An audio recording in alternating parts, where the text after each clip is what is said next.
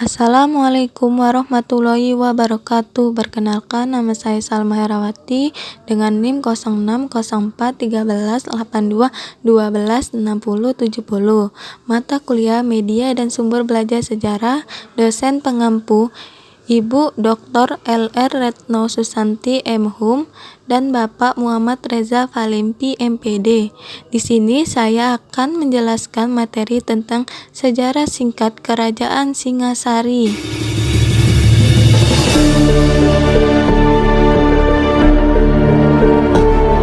Diri Kerajaan Singasari adalah Ken Arok.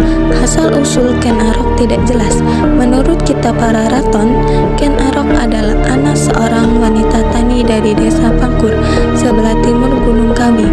Para ahli sejarah menduga ayah Ken Arok seorang penjabat kerajaan.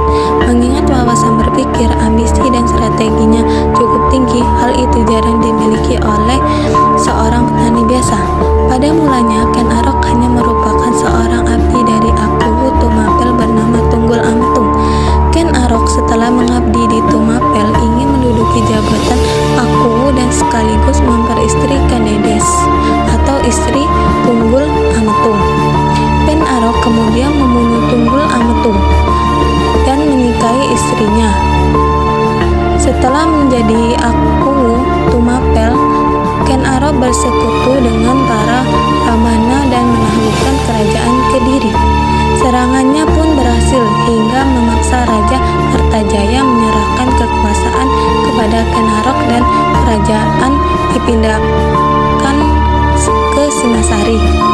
Ken Arok kemudian mendirikan kerajaan Tumapel yang pada akhirnya lebih dikenal sebagai Kerajaan Singasari.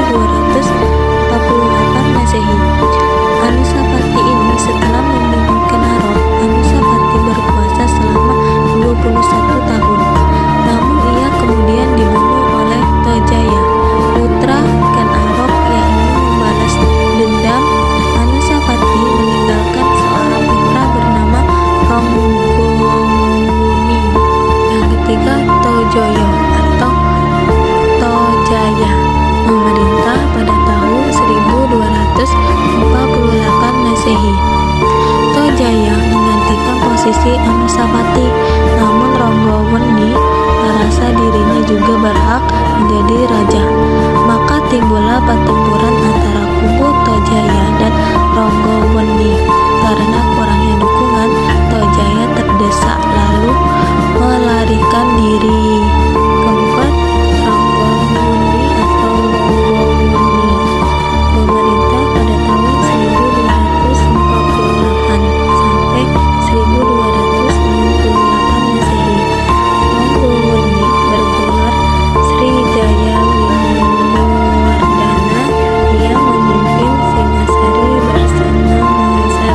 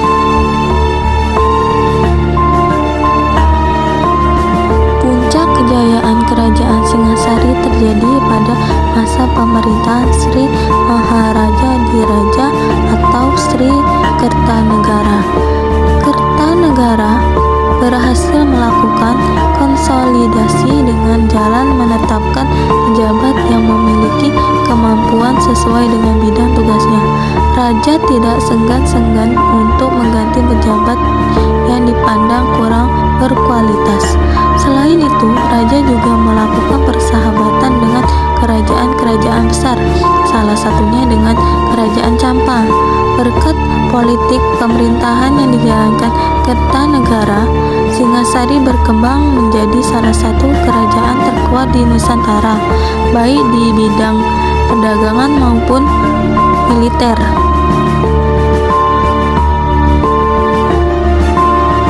Kerajaan Singasari mengalami keruntuhan oleh dua sebab utama, yaitu tekanan luar negeri dan pemberontakan dalam negeri.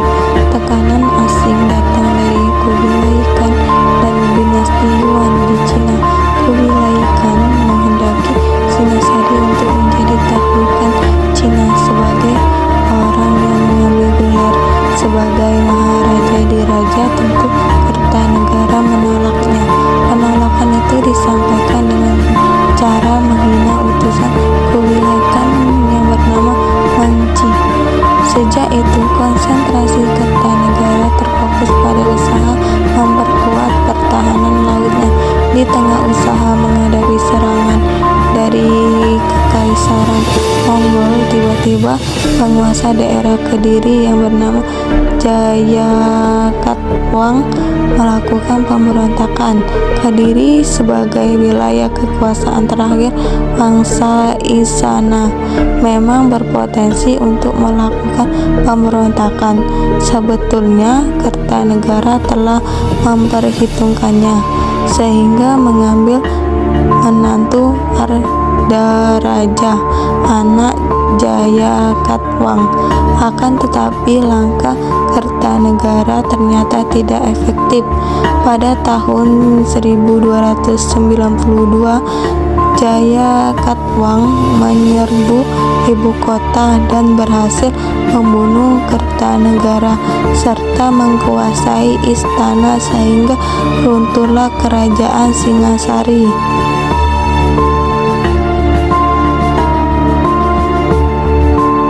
Candi Singasari. Candi ini merupakan tempat pendarmaan bagi Raja Singasari terakhir, sang Kertanegara, yang meninggal pada tahun 1292 akibat istana diserang tentara gelang-gelang yang dipimpin oleh Jayakatwang. Kuat dugaan candi ini tidak pernah selesai dibangun. Berikutnya, Candi Jago. Arsitektur Candi Jago disusun seperti teras punden berundak. Candi ini cukup unik karena bagian atasnya hanya tersisa sebagian dan menurut cerita setempat karena tersambar petir. Relief-relief Kunjarakarna dan Pancatanra dapat ditemui di candi ini. Senggan keseluruhan bangunan candi ini tersusun atas bahan batu andesit. Berikutnya, Candi Sumberawan. Candi Sumberawan merupakan satu-satunya stupa yang ditemukan di Jawa Timur dengan jarak sekitar 6 km dari Candi Singasari. Candi ini merupakan peninggalan kerajaan Singasari dan digunakan oleh umat Buddha pada masa itu. Pandangan di sekitar candi ini sangat indah karena terletak di dekat sebuah telaga yang sangat bening airnya. Keadaan inilah yang memberi nama Candi Rawan. Selanjutnya yaitu Arca Dwarapala. Arca ini berbentuk monster dengan ukuran yang sangat besar. Menurut penjaga situs sejarah ini, Arca Dwarapala merupakan pertanda masuk ke wilayah kota raja. Namun hingga saat ini tidak ditemukan secara pasti di mana letak kota raja Singasari. Berikutnya yaitu Prasasti Manjusri. Prasasti Manjusri merupakan manuskrip yang dipahatkan pada bagian belakang Arca Manjusri bertarik tahun 1343. Pada awalnya ditempatkan di Candi Jago dan sekarang tersimpan di Museum Nasional Jakarta. Prasasti Mula Malurung adalah piagam pengesahan Pangurahan Desa Mula dan Desa Malurung untuk tokoh bernama Pranaraja. Prasasti ini berupa lempengan-lempengan tembaga yang diterbitkan Kertanegara pada tahun 1255 sebagai Raja Muda di Kadiri atas perintah ayahnya Wisnuwardana Raja Singasari. Mungkin itu saja yang bisa saya sampaikan. Saya ucapkan terima kasih. Wassalamualaikum warahmatullahi wabarakatuh.